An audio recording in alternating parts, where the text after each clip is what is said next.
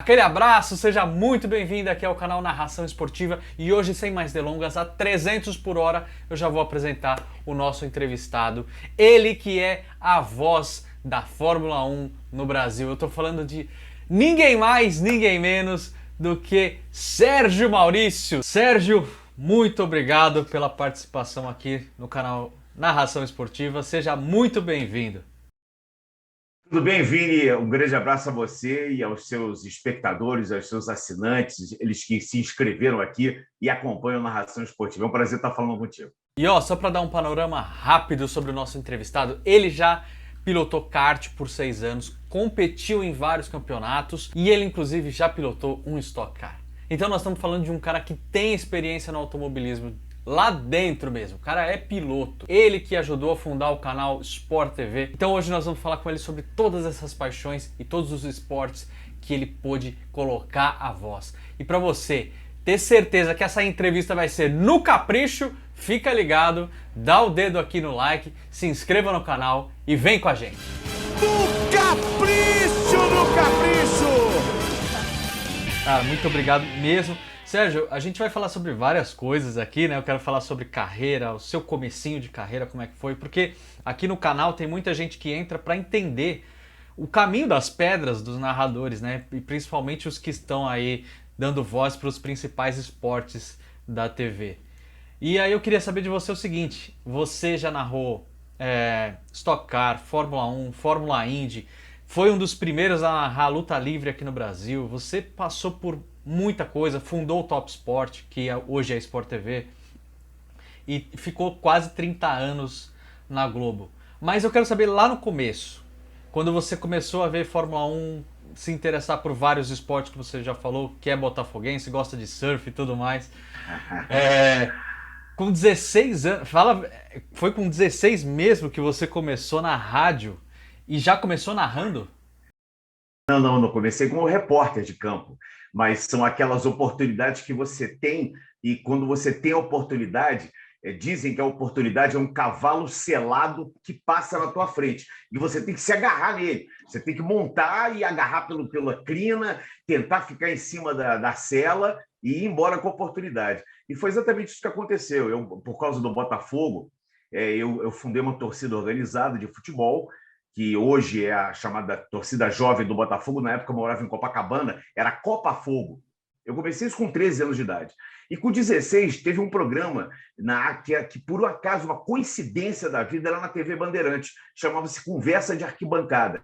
E era um programa de torcedores, de torcidas organizadas, na verdade. Assim, era o Hamilton Bastos que apresentava e tinham as principais torcidas, Flamengo, Fluminense, Botafogo e Vasco. E eu fazia parte da claque. Eu ficava atrás ali de camisa do Botafogo, como outros tantos ficavam com as camisas dos seus respectivos clubes. E um dia faltou o cara do Botafogo, que era o Russão, na época era o chefe da torcida organizada, ele faltou, não pôde ir.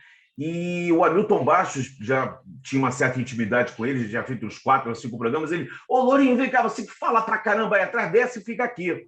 Eu já escutava rádio há muitos e muitos anos, desde o colo do meu pai. Meu pai sempre foi um amante de rádio. Então, o rádio era uma coisa muito, muito peculiar para mim, era muito próxima de mim. E nesse dia que eu participei do programa, ao final do programa, um cara chamado André Lacê, que era da rádio Roquete Pinto, quer dizer, aqui não, que eu estou em São Paulo, no Rio de Janeiro, ele também tinha ideia de fazer um programa nesse molde e ficou assim, amarradão naquilo ali. E ligou para a portaria da Bandeirantes, pediu para falar com o Hamilton e pediu para o Hamilton passar o telefone dele. Naquela época não tinha celular. Eu estou falando para você de 1979. Você não era nem nascido ainda. Então, ele passou o telefone da rádio e falou assim, ó, vocês ligam, todo mundo anotou, vocês ligam para ele agora, ele está lá na rádio, era um domingo, assim, tipo meio-dia, que ele quer fazer um negócio segunda-feira. Aí tá bom. Aí eu liguei dali mesmo da rádio, pode usar, pode. Todo mundo ligou, fizemos digamos, um telefonema comunitário. Aí, todo mundo, ó, vai fulano, vai ciclano, qual é o endereço? Pegamos o endereço da rádio, no dia seguinte eu matei a aula e fui. E como o Russão não tinha sido convidado, eu fui lá como representante do Botafogo, né? Eu fui lá tomar frente lá no programa da rádio. Acontece que ao final do programa, eu acho que eu fui bem falante, como eu sempre fui na minha vida, na minha juventude. O Lacê perguntou para mim, vem cá, você tem vontade de ser repórter de rádio? Você tem um traquejo para isso e tal? Eu falei, poxa, claro que eu quero. Ele falou, olha, mas eu não tenho dinheiro aqui, não dá para te pagar nada. Eu posso pagar assim de 2 em 2 meses. Então eu falei, não, mas eu quero só ter a oportunidade de começar a trabalhar. E naquele dia mesmo, na segunda-feira, eu saí e os treinos eram... Os repórteres antigamente frequentavam os treinos, conversavam com os jogadores, não é como hoje é uma coletiva com um jogador só, não. Você podia entrar lá, ficava na beira do gramado. Então, e eu fui com o Vitorino Vieira, que era repórter da rádio, cobrir um treino do América, com um gravador de fita cassete, entrevistar o América. Era, naquela época, ainda um grande clube do Rio de Janeiro. É um grande clube, mas infelizmente está em decadência. E voltamos para a rádio e eu mais ou menos montei a matéria, vira e fazendo. E aí apresentamos para o André Lacê. O cara falou, pô, você não quer cobrir o América amanhã? Eu falei, quero.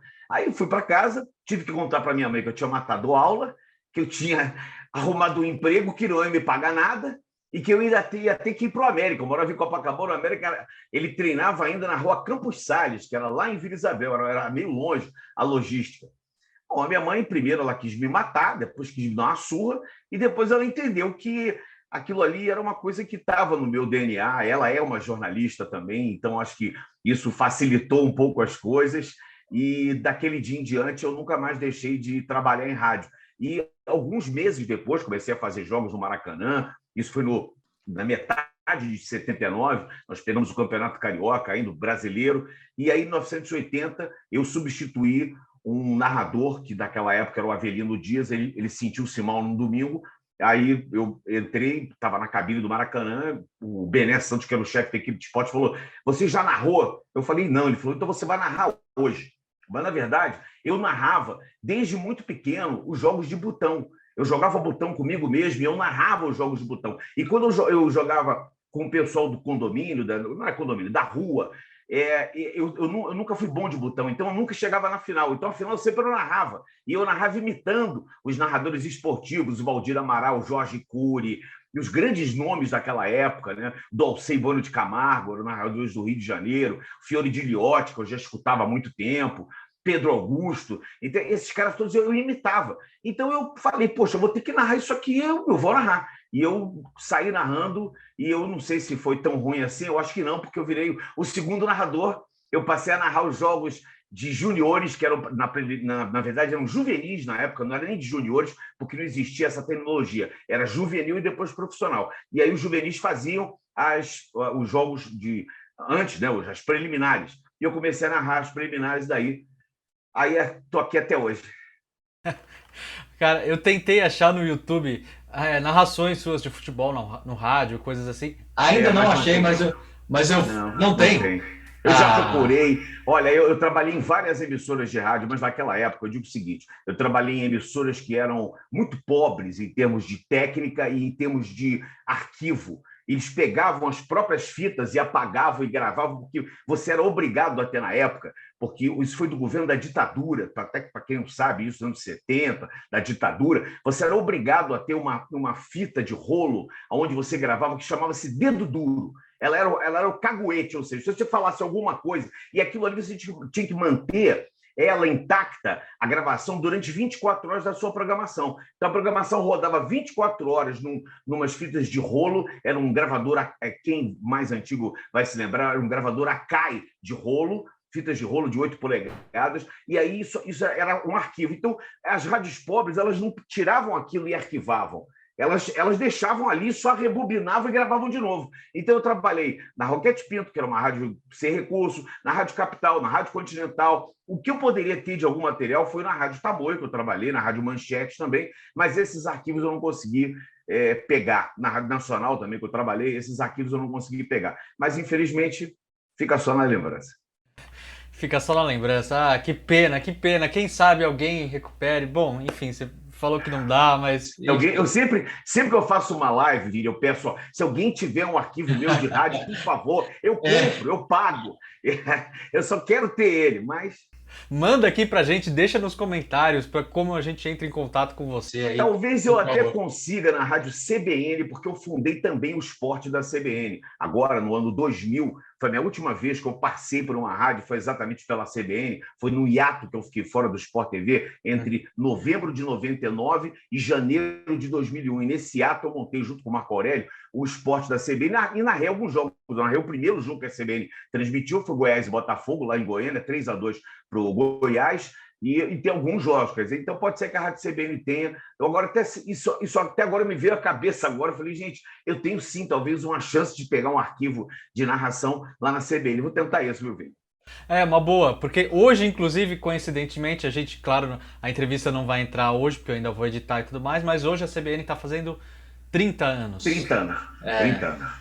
É isso aí. É isso aí. E aí, você tá achando que essa entrevista tá sendo no capricho? Então deixa o dedo aqui, ó, no like, lasca o dedo aí no like para fortalecer aqui o nosso canal. Se inscreva, vamos rumo aos 10 mil inscritos e a gente se vê na semana que vem com mais Sérgio Maurício. Ele vem contar mais novidades aqui pra gente. E a nossa ideia aqui é revelar tudo, então fica ligado nos próximos capítulos, porque nós ainda vamos falar de bordão, de Fórmula 1 na Band, preparação dele pro estúdio, dos outros programas que ele participa. E tudo isso você vai conferir só aqui no Narração Esportiva. Até semana que vem, se inscreva! Tchau!